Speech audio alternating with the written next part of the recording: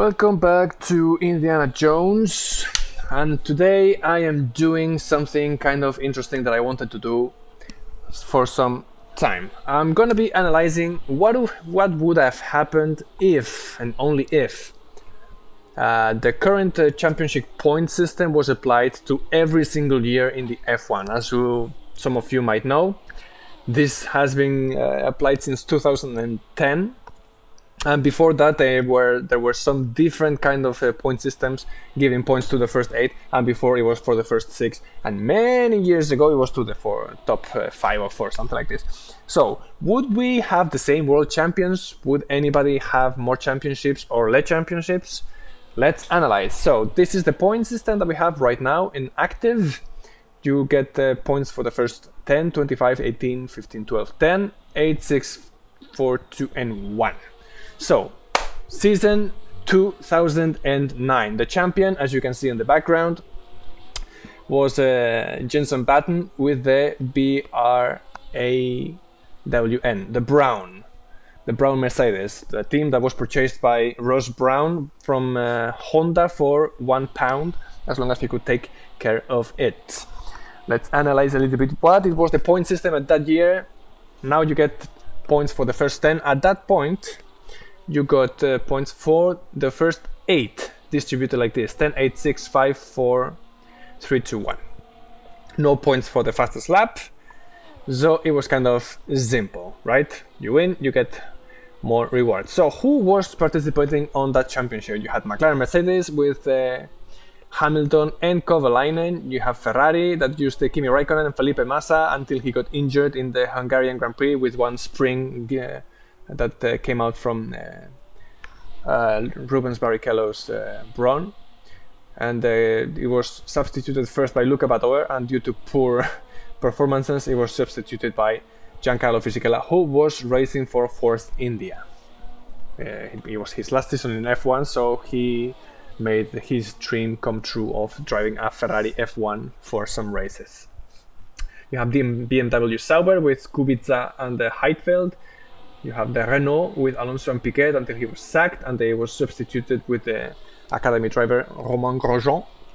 You had Toyota with Trulli and Glock until Glock left the team and it was replaced by Kamui Kobayashi.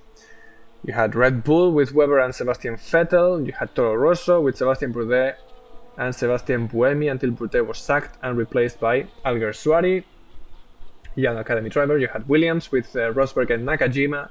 Force India with Sutil and Fisichella, and when Fisichella left to Ferrari, he was substituted by Vitantonio Liuzzi. And Brown GP, previously Honda with Button and Barrichello. The races that we had that year: you had Melbourne, Sepang, Shanghai, Sakir, Montmeló, Monaco, Turkey, which we don't race there anymore, just filling in, Silverstone, Nürburgring, Hungaroring, Europe in Valencia, street racetrack, Belgium, Italy, Singapore, Japan, Brazil, and Abu Dhabi. 17 races compared to the 23 that we have this year, right? So, what would have happened if we had applied points as now? So this is how the standings were at the end of that year.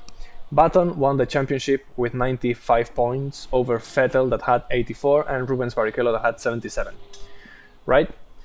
So this is the positions of each driver on each one of the races.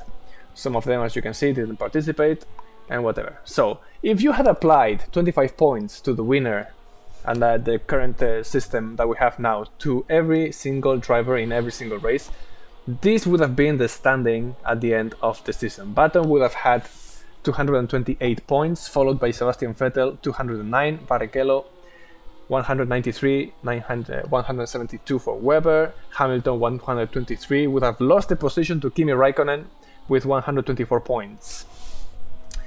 And Rosberg and whatever, like the rest, as you can see, doesn't change so much. But the winner would have been Button anyway. So 2009, the world champion would have been Jenson Button. However, the points had been as right now. So first one done, I will continue to do this until the beginning of F1, since 2009 down to 1950. And let's see how many different world champions we would have had if we had raced like now. Stay tuned. See you!